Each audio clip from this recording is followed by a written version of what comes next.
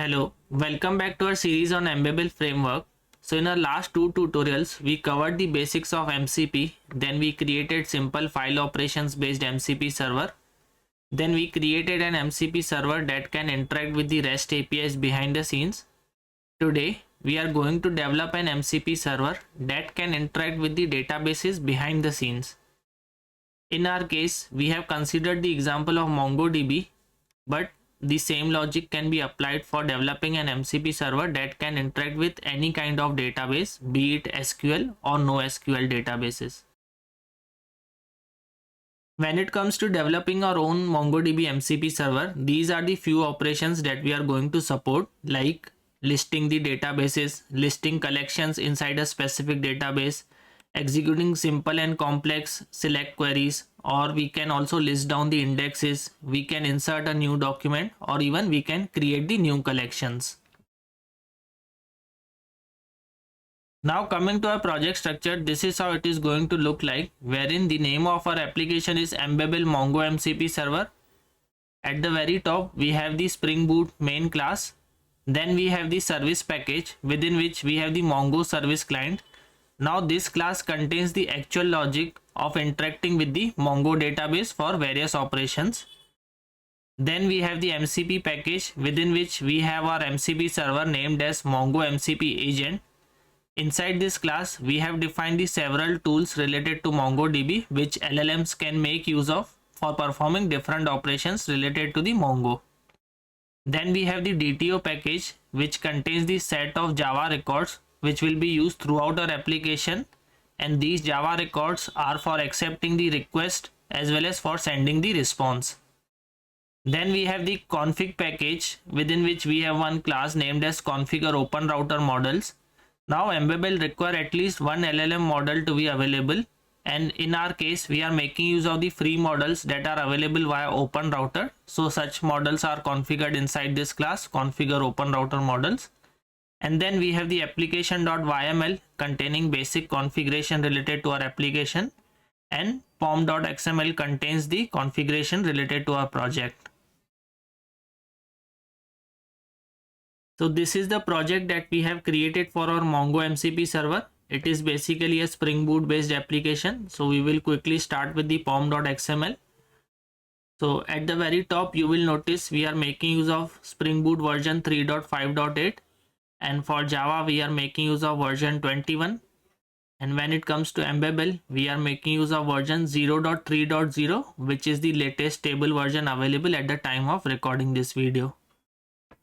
Coming to the dependencies section, we have added couple of dependencies related to Spring Boot, like Spring Boot Starter Web, Spring Boot Starter Actuator, and we have also added the Spring Boot Starter Data MongoDB, which is required for working with the MongoDB. Then we have added the Embabel Agent Starter MCP Server. This is required for creating our MCP server using Embabel Framework. And then we have added one dependency, which is Embabel Agent Starter OpenAI. This is basically required for configuring our free LLM models that are available via OpenRouter platform. So the models that are offered by OpenRouter are compatible with the OpenAI standards. That is why we have added the dependency related to the OpenAI. Then we have configured the repositories for Embabel. One is for the Embabel releases version and one is for the snapshot versions. Now coming to the application YML, here at the very top we have configured the name of our application. Then we have configured the default LLM which will be used by Embabel. In our case, we have configured the Grok 4.1 free version which is offered by the OpenRouter platform. And then we have configured the URI for the MongoDB. Here you will see we are passing the Mongo host and Mongo port via the environment variable. So this connection string will be used for establishing the connection with the MongoDB database. Now coming to our Spring Boot main class, which is Embabel Mongo MCP Server application. This will basically bootstrap our Spring Boot application. Also, it will register the Embabel agents that we have defined inside our application. Before we jump into our main logic related to MongoDB, I would like to showcase you the configuration that we have done for configuring the free models that are offered by the OpenRouter platform. For this, we have created one config package which contains one class named as configure OpenRouter model. If we open this class, you will notice this class is extending the OpenAI compatible model factory. Basically, the models that are offered by the OpenRouter are compatible with the OpenAI standards. That is why this class is extending the OpenAI compatible model factory. Now inside the constructor, we have defined the configuration related to OpenRouter. First is the base path for OpenRouter. Then we have specified the API key, which will come via the environment variable. Then we have defined the chat completions path. And then we have specified the observation registry, which is basically coming from the Spring Boot actuator dependency that we have added inside the pom.xml. Now, in order to configure the different LLMs that are offered by the OpenRouter platform, we need to create an instance of type LLM. I will showcase you one example. So here you will notice we are creating an instance for Grok 4.1 free model, which is offered by the OpenRouter platform. So if we expand this, you will notice in order to create an instance of LLM, we need to create the instance of OpenAI compatible LLM, within which we need to specify the model ID from the OpenRouter. In our case, it is Grok 4.1 fast free. Then we need to specify the pricing for input and output tokens. In our case, it is 0.0 since we are using the free models. Then we have specified the provider name, which is OpenRouter, and then we have specified the model knowledge cutoff date. So similarly, you can create the bean for different LLMs that are offered by the OpenRouter like Mistral, DeepSeek, GLM, and so on. Now coming to a service package, it contains one class named as Mongo Service Client. Now this class is important. It actually contains the logic which is required for performing any kind of operation related to MongoDB. Since our MCP server supports various kind of operations, for each of them we have created a separate method like list databases, which will be useful for listing all the databases in MongoDB. Similarly, we can list the collections using this method. For executing select queries, we can make use of this method named as simple query and complex queries. Similarly, for creating the collection, we have created this method, and for inserting new document into the collection, we have created this method. Now let's understand this class in more detail. Now in order to interact with the Mongo database, we need the instance of Mongo client. So here you will see we have defined the Mongo client. Now inside the constructor, we are initializing the Mongo client using the Mongo URI. This MongoDB URI will come from application properties. So if we go to application YML, you will notice we have defined one property named as MongoDB, which contains the URI. This will create the MongoDB URI, which will be useful for initializing the Mongo client. Let's go through the list database method. So this method will simply list all the databases that we have inside the MongoDB. And in order to list the databases, we need the instance of Mongo client. Then we will simply call the list databases method. Once we have the response, we are simply adding it to the list of string that we have created for the database names, and at the end we are simply returning the list of string containing the database names. Similarly, for listing all the collections, we need the database name. So here you will see once the user has provided the database name, then we will make use of the Mongo client. Simply call the get database method by passing the database name, which will give the response of type Mongo database. Once we have the Mongo database, we will simply call the list of collection names, and once we have the output, we are simply adding it to the list of string that we have created for our collection names. So once we have the list of collection names, we will simply return it. Now next we have the simple query method. This is basically useful for performing the simple select queries based on the key value pair. So here you will notice as an input we need the database name, we need the collection name, then we need the two parameters. First is the field name and another one is the field value. So once we have all these details, using the Mongo client we will call the database, and once we have the database we will call the get collection, and once we have the collection we are simply executing the select query using find method, within which we are specifying find the document with the specified field name and the specified value. And once we have the results, we will simply return it back. Next, we have the complex query method. This is useful for executing complex select queries wherein the input will be provided in the form of JSON query. So the core logic will remain the same. We will accept the database name as the input. We will accept collection name as the input. Then we will accept the JSON query.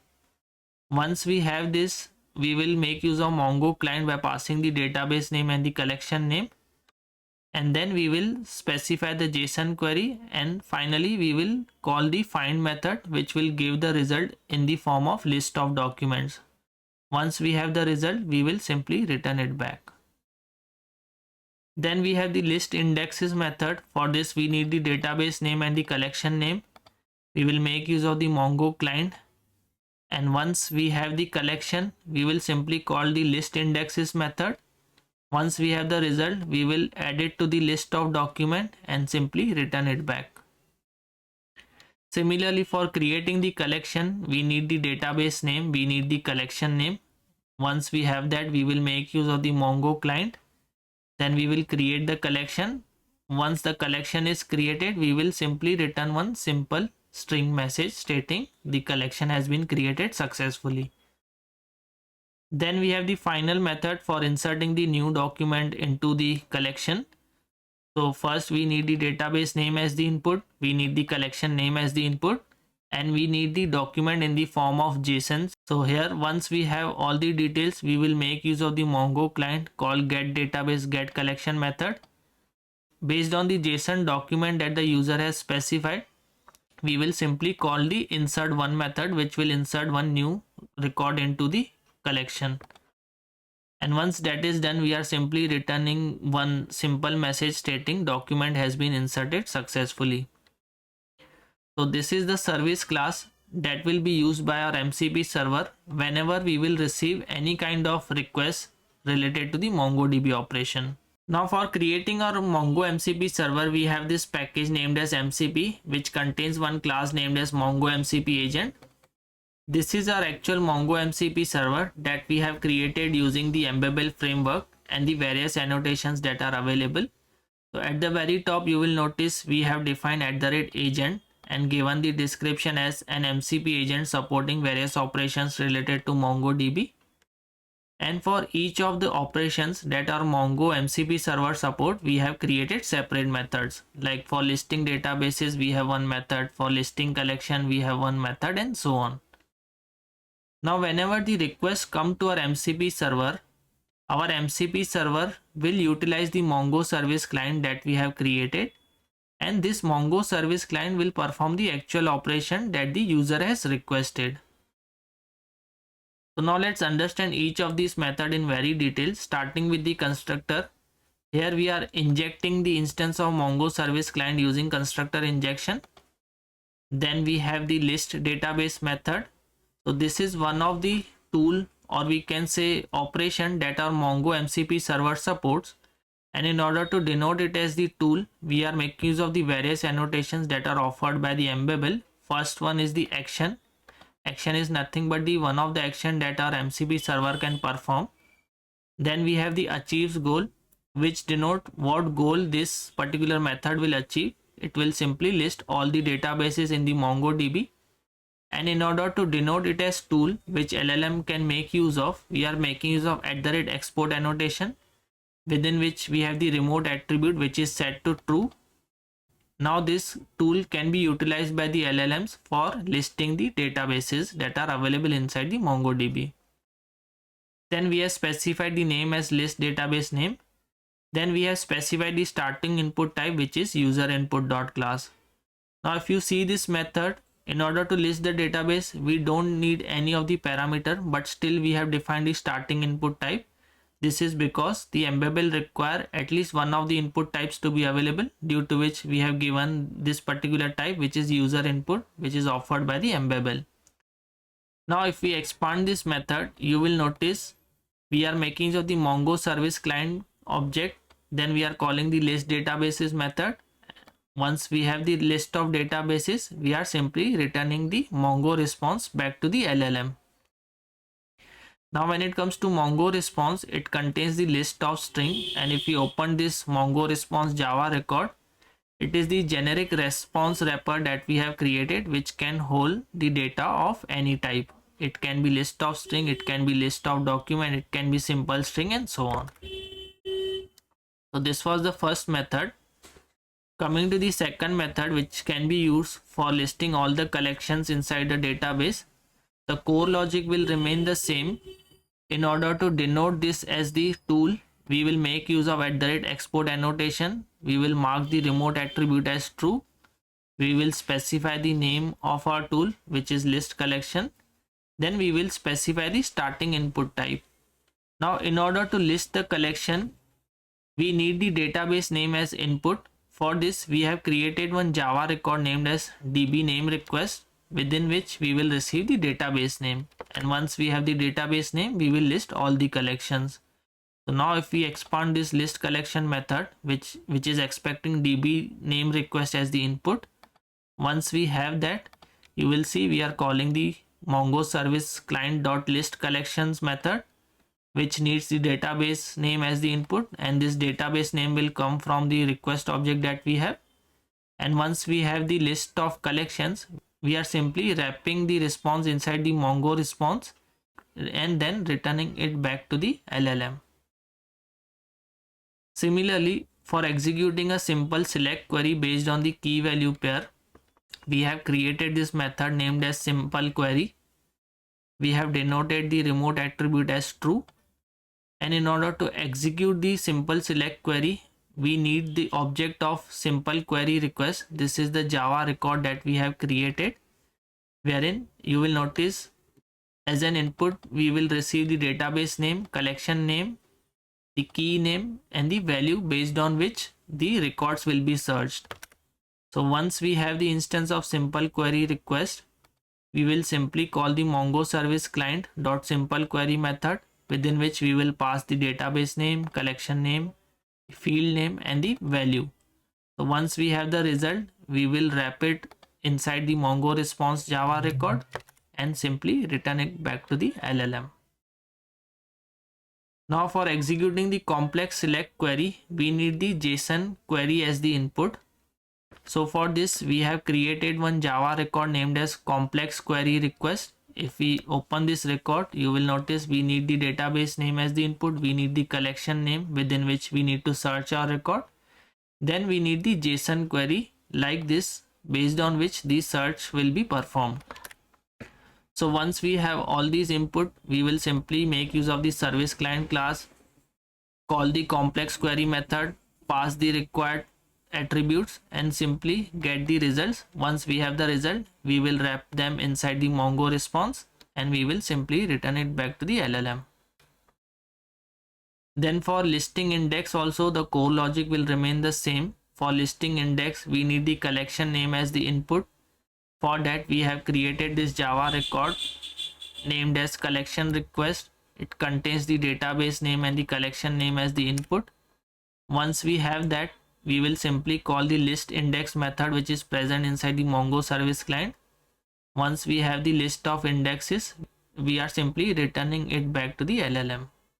Next, for creating a new collection, we need the create collection request as the input, which contains the fields like the database name and the collection name. So database name is the one within which we have to create the collection, and collection name is the name with which the collection will be created. Once we have this, we are simply making use of Mongo service client and calling the create collection method. Once we have the response, we will return it back to the LLM.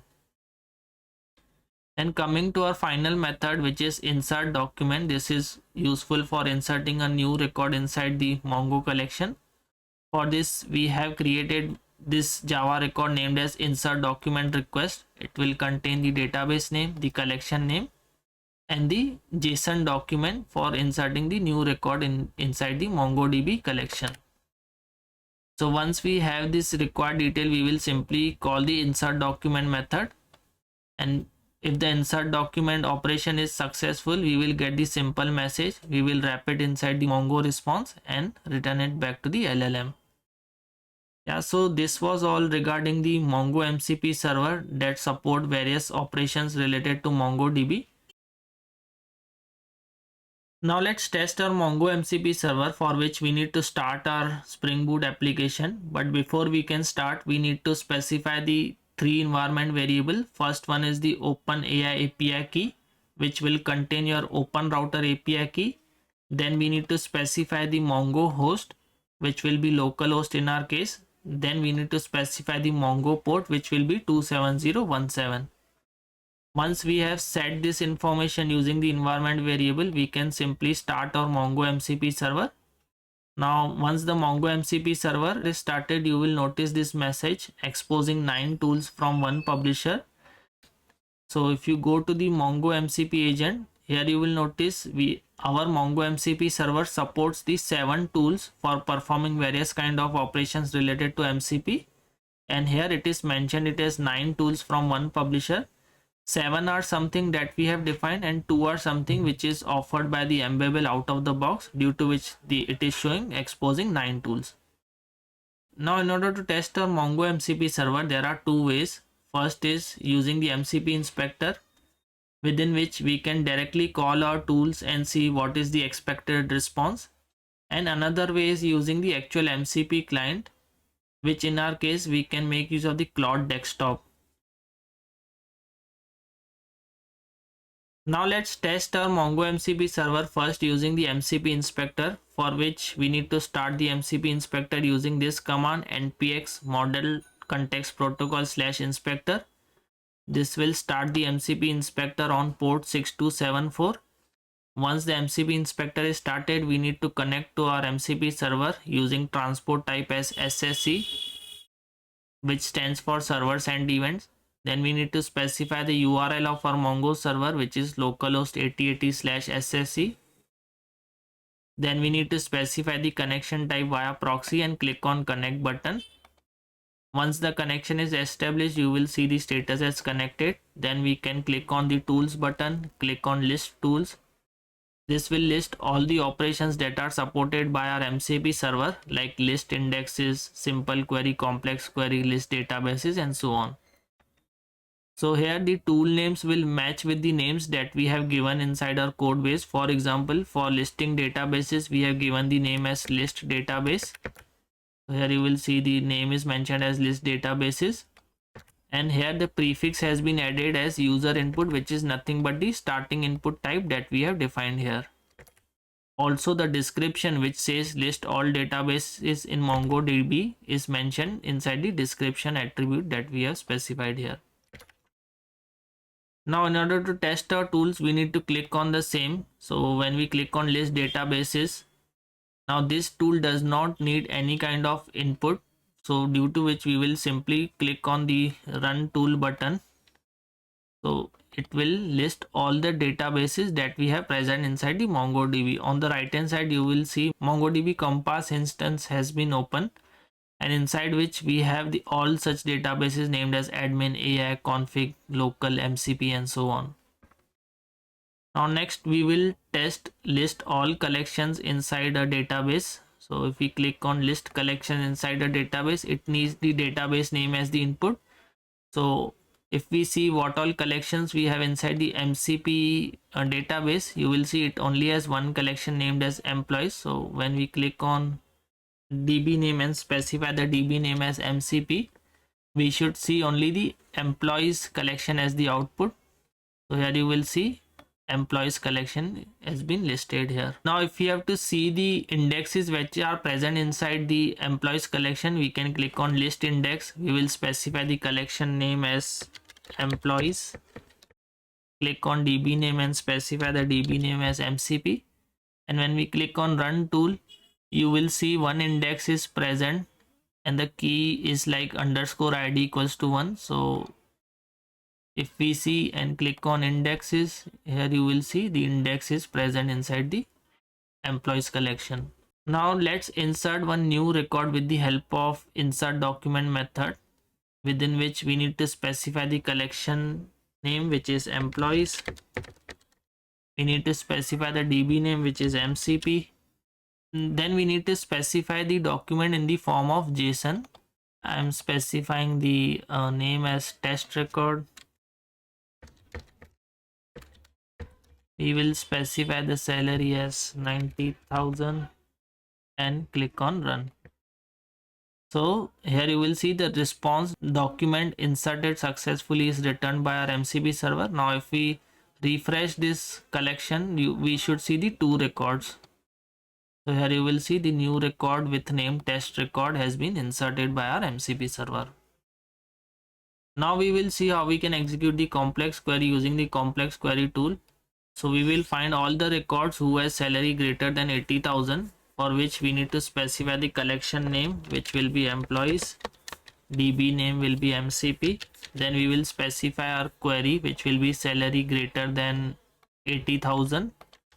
So we are expecting it should return the 2 records because both the records has salary greater than 80,000. So when we click on run tool, we should see the 2 records. First one is the John Doe and another one is the test record. Now if we specify the salary greater than 86,000, we should see the 1 record. So here you will see only the test record as the salary which is greater than 86,000, and when we execute this similar query in the MongoDB Compass, we should get the same results. Here you will see it is working as expected. Yeah, so this was all regarding how we can test our Mongo MCP server using MCP Inspector. Now another way to test our Mongo MCP server is using the actual MCP client, which in our case we are making use of the Claude Desktop application. Once the Claude Desktop has been started, first we need to configure our Mongo MCP server, for which we need to go to the settings, click on developer, click on edit config, and inside this file, which is Claude Desktop config.json, we need to specify how Claude Desktop can connect to our MCP server. For this we need to click on edit, then we need to specify this configuration like the name of the server that will be visible in Claude Desktop application and how it can connect to our Mongo MCP server. So for this we need to specify the command as npx, then we need to specify these args, and then we need to specify the URL for our Mongo MCP server. Once this configuration has been added, we need to save this file and restart our Claude Desktop application. Now once the Claude Desktop is restarted, you need to click on this button search and tools. Here you will see the Mongo MCP server is listed. It is enabled, and if we click on this icon, here you will see all the tools that are exposed by our Mongo MCP server like list, collection, simple query, and so on. So now we can test our Mongo MCP server. Now we will test each of these tools one by one. So starting with the list databases, I'll send the prompt as list all the Mongo databases that we have. So it should list all the databases like admin, AI, config, e-commerce, and so on. So when we send the request, it will make use of the tools, like it is calling the list databases tools, which is present inside the Mongo MCP server. And once we will allow, it will call the appropriate tool and give us the result back. Now it should list all these databases like admin, AI, config, e-commerce, local, and so on. So this is how the list databases call was successful. Now we will list all the collections that are present inside the MCP database. So here you will see only one collection is present. So we are expecting the one collection name as the output. So when we click on send, it will make a tool call to our MCP server listing all the collections, and we should see the expected response. So here you will see it is calling the list collections method, and if we click on allow, it will list the collection named as employees. Now we can also list what all indexes that are available in case of employees collection, for which we have drafted the prompt, and once we will click on send, it should list all the indexes. In our case we only have one index, which is _id, so we should get the appropriate response. So here you will see it is making a call to list indexes tool, and we should see one result as the output. So here you will notice one index has been returned by the Claude Desktop. Now we will test the simple query wherein we will find the record based on the key value pair, for which we have drafted this prompt wherein we are telling the Claude to find the record where name is the test record. So when we click on the send button, it should make a call to the simple query tool. So here you will see it is finding the record based on the field which is named as name, and the value is test record. So if we click on allow, we should get this particular record as the output. So here you will see the record ID is also matching, starting with 69 and ending with 1D, and the result has been written. Now we will execute the complex query wherein we are requesting the Claude Desktop to find all the records where the salary is greater than 80,000. So it should return both these records. So when we click on the send button, it should make a request to the complex query tool that we have created. So here you will see the Claude is making the request to the complex query tool by creating the Mongo query which says salary is greater than 80,000, and if we click on allow once, it should return the two records as the output. So here you will see we have the two records and IDs are also matching. Now we will test our final tool wherein we are asking the Claude Desktop to create a new employee record with name equals to test record 2, role equals to architect, and salary equals to 1,50,000. So currently we have only two records, and when the new record has been created by Claude, we should see the total records as 3. When we click on the send button, it should make a call to the insert document tool that we have. So here you will see it is making a call to insert document tool available inside the Mongo MCP server. It has created the JSON query with name as test record 2, role equals to architect, and salary equals to 1,50,000. Once the request has been successfully completed, we should see a new record inside the Mongo database. So if we click on refresh, we should see the total records as 3. And here you will see a new record has been created with ID 2107, name as test record 2, role as architect, and the salary as 1,50,000. So yeah, that was all regarding how we can test the Mongo MCP server using the actual MCP client. Yeah, so that was all from my end regarding how we can create an MCP server that can interact with the databases behind the scenes.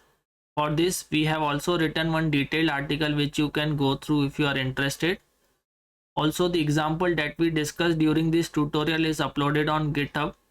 You can simply check out the code base, configure your environment variables, and test the same. So yeah, I hope you found it useful. Thank you.